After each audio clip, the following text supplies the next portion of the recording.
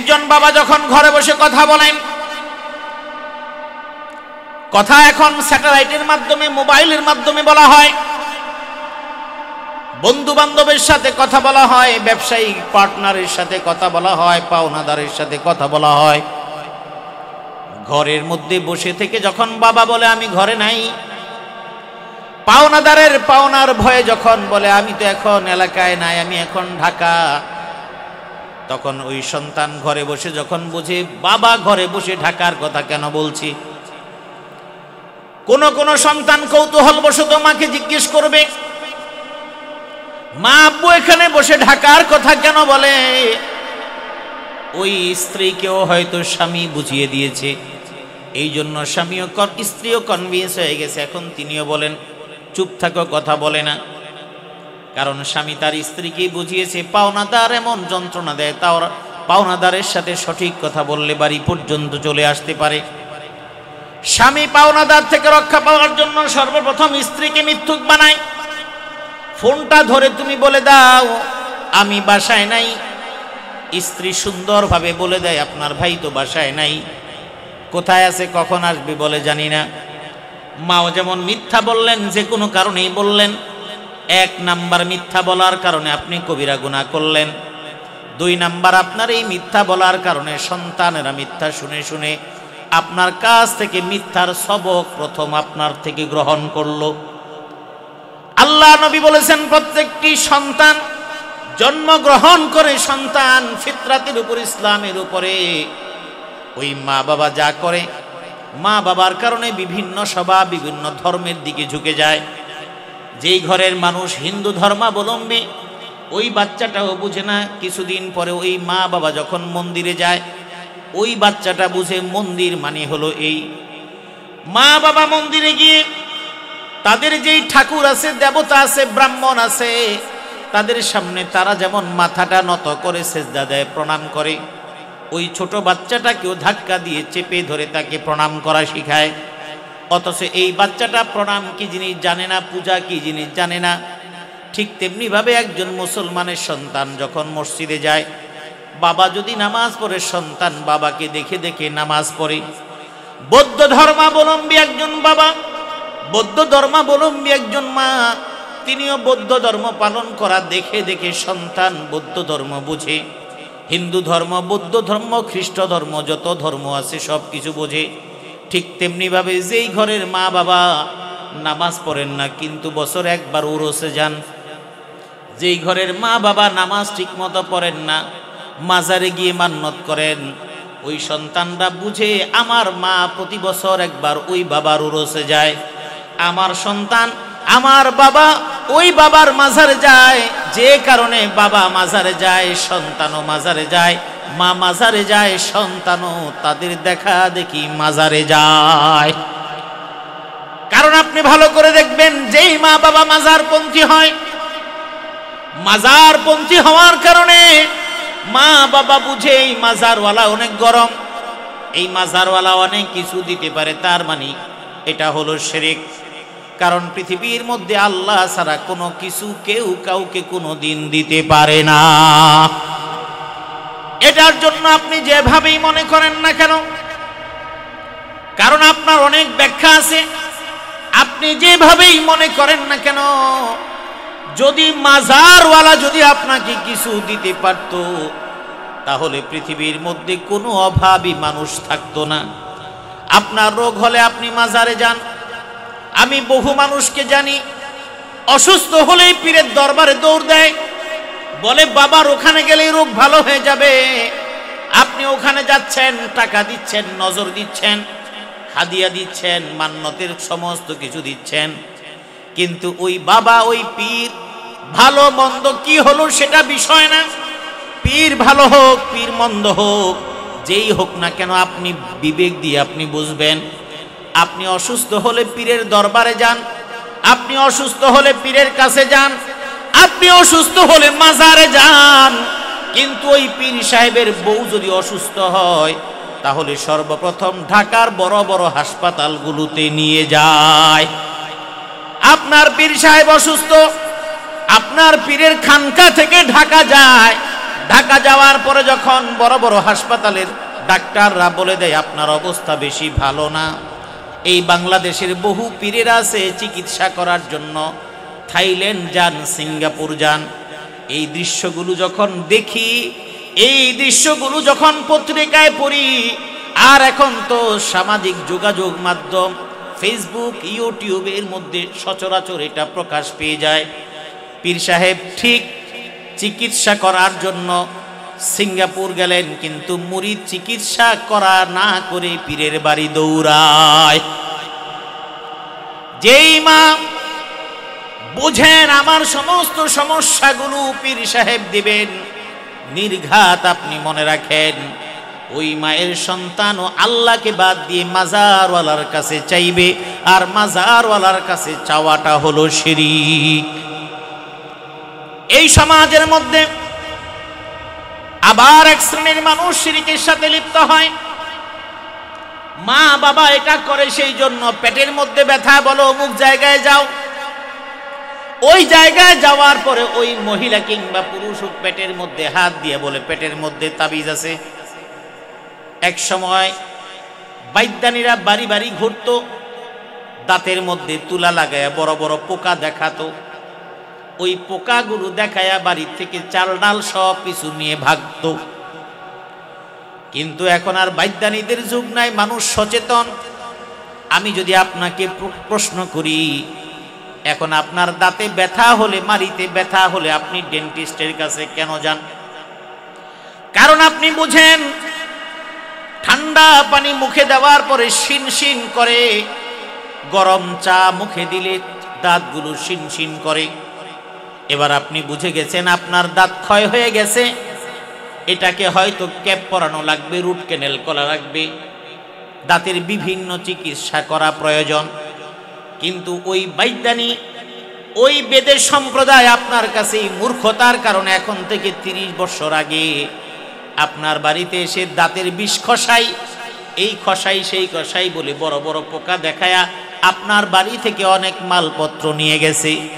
তার মানে বেদের সম্প্রদায় আপনার চোখে ধুলা লাগিয়ে যেমন করে আপনার রোগ ভালো করতে পারে নাই, ঠিক তেমনি ভাবে সমাজের মধ্যে এক শ্রেণীর ধার্মিক সেজে আপনাকে আল্লাহর পক্ষ থেকে কোনো কিছু দেওয়ার কথা বলে, ব্যবসার উন্নতি দেওয়ার কথা বলে, স্বামী স্ত্রীর মধ্যে মিল মহাব্বত দেওয়ার কথা বলে, যার সন্তান নাই তার সন্তান দেওয়ার কথা বলে, যার ছেলে নাই তাকে ছেলে দেওয়ার কথা বলে, যা কিছু করে এটা হলো ইমোশনালি ব্ল্যাকমেইল। এটা হলো আপনার আবেগের মাধ্যমে আপনাকে ব্ল্যাকমেইল করছে, ধর্মকে পুঁজি করে আপনার ধর্ম নিয়ে ব্যবসা করছে, এবং সেই সঙ্গে আপনার ঈমান শেষ করে শিরকের মধ্যে আপনার নাম লেখায়া দেয়। এটা আপনাকে বুঝতে হবে, সুস্থ মস্তিষ্কে বুঝতে হবে। এই জন্য মা বাবা হলো সবচাইতে বড় মাধ্যম। বহু স্মোকার সিগারেট খাওয়া প্রথম শিখে তার পরিবার থেকে। আমার কথাগুলো অনেকের কাছে খারাপ লাগতে পারে, না বলে উপায় নেই। পরিবার থেকে কিভাবে? বাবা চেইন স্মোকার, বালিশের নিচে বিড়ির প্যাকেট থাকতো আগে, এখন তো আর বিড়ি খায় না, এখন উন্নত হয়েছে। এমনও বহু ঘর ছিল, এখন তো আধুনিক বিল্ডিং হয়ে গেছে, দামি দামি ঘর, দামি টাইলস। এখন ঘরের মধ্যে এটা হয় না। আমি দেখে বলছি, মশারি টাঙানোর পরে মশারির মধ্যে বৈশা একটা বিড়ি না খায়া ঘুম হয় না। যারা মুরব্বীরা আছেন তারা হয়তো এটা দেখেছেন, তারা খেয়েছেন তা বলি নেই, তারা হয়তো এটা দেখেছেন, আমি দেখেছি। এরপরে ঘুমের থেকে উঠাই, এখন যেমন ঘুম থেকে উঠাই আমরা মোবাইলটা চেক করি, কেউ SMS পাঠাইলো কিনা, কেউ কিছু করলো কিনা। সময়ের সাথে সাথে সব চেঞ্জ হয়। এই প্রজন্ম তো আর ঘুম থেকে উঠে বিড়ি ধরায় না। এরা হলো প্রথমে ঘুম থেকে চোখ ভালো মতো না খুলতে আগে মেসেজটা চেক করে যে মোবাইলে ঠিক আছে কিনা। কথা বলেন ঠিক কিনা? আগের দিনে বিড়ি খাইতে খাইতে ঘুমাইতো, ওটা ছিল ওই সময়ের নেশা। কারণ বিড়ি একটা টান দিয়া কালকের কাজ কি, এটা কি সেটা কি, ওই চিন্তা করতো। এখন বিড়ির সময় শেষ হয়ে গেছে, এরপরে সিগারেটের, এখন হলো মোবাইলের। এখন মোবাইলের মধ্যে দেখতে দেখতে দেখতে দেখতে একসময় ঘুমায় পড়ে। কানের মধ্যে হেডফোন ডাটসে ঘুমাইতেছে। কোন সময় ঘুমাইছে তার খবর নাই। মোবাইলও চলে, কানও চলে, হেডফোনও চলে। আছে না নাই? এটা কিন্তু যুবকদেরকে আমি বলছি, তোমাদের কান তোমরা নষ্ট করে দিচ্ছ। কারণ এই কানের একটা ধারণ ক্ষমতা আছে। এই ধারণ ক্ষমতাটুকু, এই নার্ভগুলোকে এত অত্যাচার করছো, এই অত্যাচারের কারণে শ্রুতি প্রতিবন্ধী হয়ে যাওয়াটা অস্বাভাবিক না, বরং স্বাভাবিক। এবং পিজি হাসপাতালের বড় ডাক্তার, কানের ডাক্তার সবাই চিনেন, জানেন। তিনি এমপিও ছিলেন এবং বাংলাদেশের একজন প্রাইম মিনিস্টারের তিনি উপদেষ্টাও ছিলেন, বিশেষ চিকিৎসক প্রাণগোপাল দত্ত, কানের চিকিৎসক। তিনি একটা সেমিনারে বলেছেন, বাংলাদেশে শুধুমাত্র মোবাইল ব্যবহার করার কারণে বাংলাদেশের একটা বিশাল অংশ আগামী অল্প কয়েক বছরের মধ্যে তারা শ্রুতি শক্তি তারা হারিয়ে ফেলবে। এবং এটা আমরা টের পাই কিভাবে জানেন? যখন রাস্তা দিয়ে চলি, আজকেও রাস্তা দিয়ে চলি, তখন কেউ দাঁড়ায় রয়েছে, দুই কানের মধ্যে দুইটা ট্যাবলেট ঢুকানো, গাড়ির হর্ন বাজতেছে, ওর খবর নাই, ও তো তালে আছে। এরপরে হুন্ডা চালায়, সবচাইতে ভয়াবহ যেই দৃশ্য, হুন্ডা চালাচ্ছে, ও তো ওর সামনের দিকে নজর, পিছন থেকেও তো কোনো দুর্ঘটনা ঘটতে পারে। দুই কানের মধ্যে দুই খান ঢুকাইয়া দিয়া মনের সুখে হুন্ডা চালাইতেছে। কোন সময় যে কোন দিকে কাইট হয়ে পড়ে যাবে এটা দিশাও পাবে না, কিন্তু যখন পড়বে তখন কিছুই করার থাকবে না। এই জন্য যুবকরা অনেক কিছু ভুল করে, সেটার থেকে সংশোধন করার দায়িত্ব হলো মুরব্বীদের। মুরব্বীরা সংশোধন কিভাবে করবে? কানের মধ্যে ট্যাবলেট আছে, কান বরাবর থাপ্পড় মারবে এটা না, বরং তাকে ডেকে বলবে, বাবা তোমার নাম কি? সুন্দর ভাষায়, সাবলীল ভাষায়, এটা তার দাওয়াতের অংশ। মুরব্বী ডেকে বলবেন, বাবা তোমার নাম কি? পিঠের মধ্যে হাতটা দিয়ে বলবেন যে তুমি যে কানের মধ্যে দিয়ে চালাও, তুমি যদি শুনতে না পাও, একটা দুর্ঘটনা ঘটে বলে তোমার জীবনটা নষ্ট হয়ে গেলে তোমার মা বাবা কাঁদবে না? এই কাজটা করো না বাবা। পিঠের মধ্যে হাত বুলাই দিয়েন, দেখবেন পরবর্তীতে আপনাকে দেখলে সে সম্মান করবে এবং আপনার কথাটা সে স্মরণ রাখবে। ঠিক কিনা বলেন? আল্লাহ রাব্বুল আলামিন এই দাওয়াতের পদ্ধতি, কাউকে নসিহা করার পদ্ধতিও কোরআনে কারীমের মধ্যে বলে দিলেন। আল্লাহ পাক রব্বুল আলামিন হযরতে মূসা আলাইহিস সালাতু ওয়াস সালাম তাকে দুনিয়ার মধ্যে নবী হিসেবে পাঠালেন। আল্লাহর নবী মূসা আলাইহিস সালাম এমন এক সময় আসলেন যেই সময় ফিরাউন মূসা আলাইহিস সালামের জন্মটাকে বন্ধ করে দিতে চেয়েছে হত্যা করার মাধ্যমে। আল্লাহ পাক রব্বুল আলামিন কৌশল করে, হিকমত করে, তার সার্বিক ক্ষমতার মাধ্যমে বাঁচিয়ে দিলেন। সুবহানাল্লাহ। আল্লাহ রাব্বুল আলামিন মূসা আলাইহিস সালাম কেমন ভাবে বাঁচালেন? যেই জায়গায় তাকে হত্যা করে ফেলা হতো সেই জায়গার মধ্যে তাকে হত্যা করা তো দূরের কথা, বরং রাজপ্রাসাদে আশ্রয় দিয়ে তাদেরকে লালন পালন করা হলো।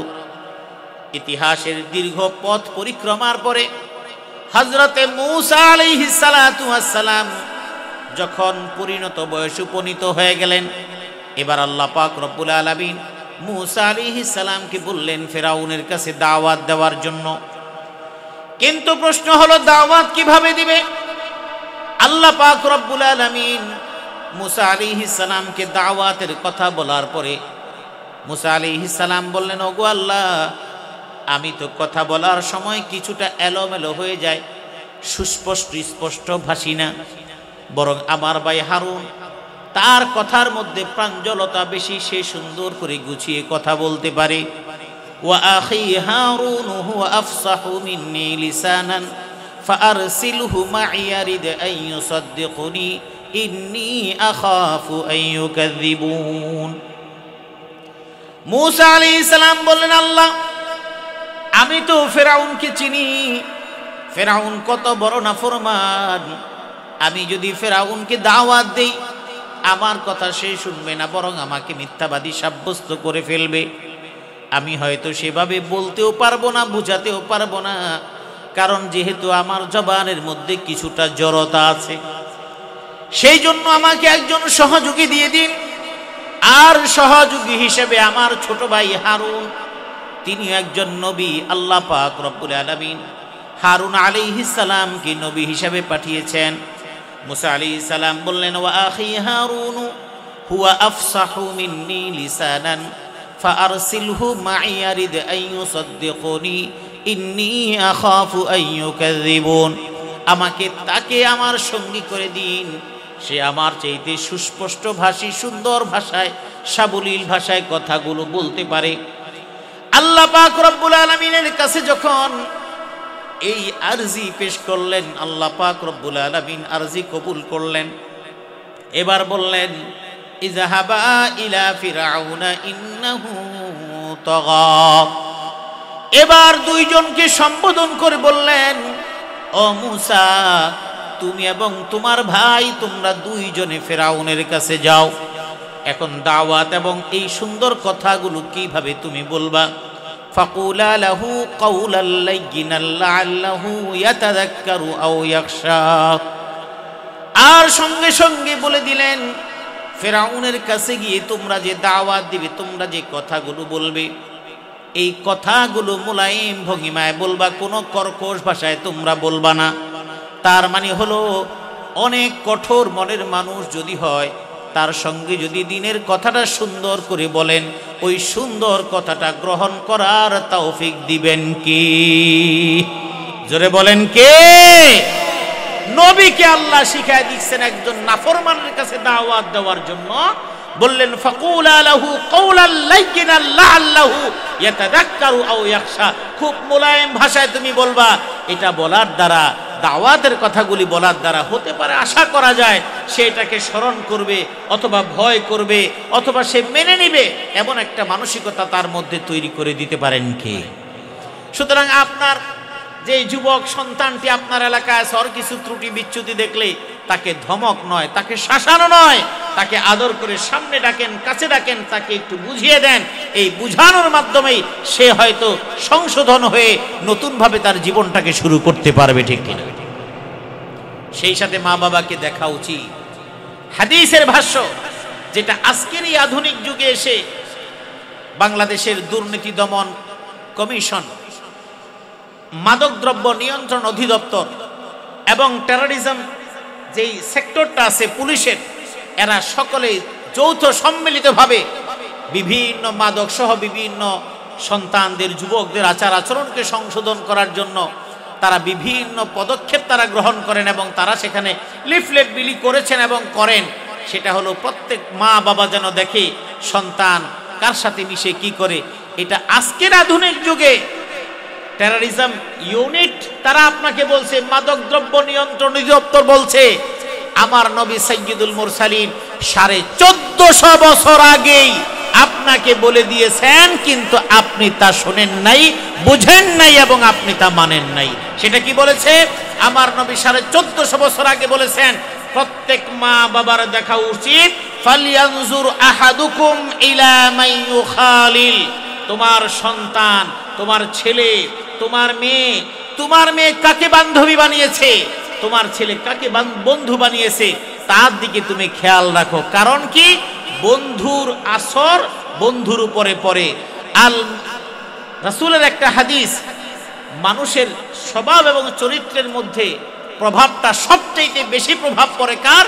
সেটা হলো বন্ধুর স্বভাবের প্রভাবটা বন্ধুর উপরে সবচেয়ে বেশি পড়ে। এক তো জন্মের সময় মা বাবা আছে, এরপরে সামাজিক জীবনে যখন চলে বন্ধুর প্রভাবটা বন্ধুর উপরে পড়ে। কারণ বন্ধু বিড়ি খায় আর এই ছেলেটা বিড়ি খায় না।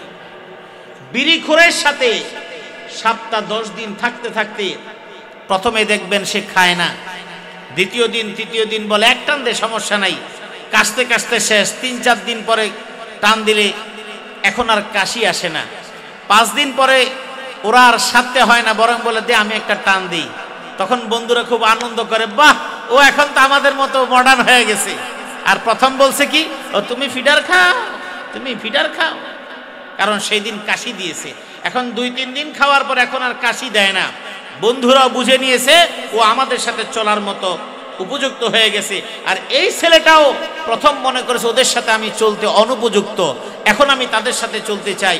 এই বিষয়টা যদি কোনো যুবক ছেলে চিন্তা করে, কোনো মা বাবা চিন্তা করে, ফালিয়ানজুর আহাদুকুম ইলা মান ইউখালিল, কে কার সাথে মিশে, এটা প্রত্যেক গার্ডিয়ানের দেখা উচিত। এটা যদি দেখে তাহলে সন্তান বিভ্রান্ত হওয়ার সম্ভাবনা কম।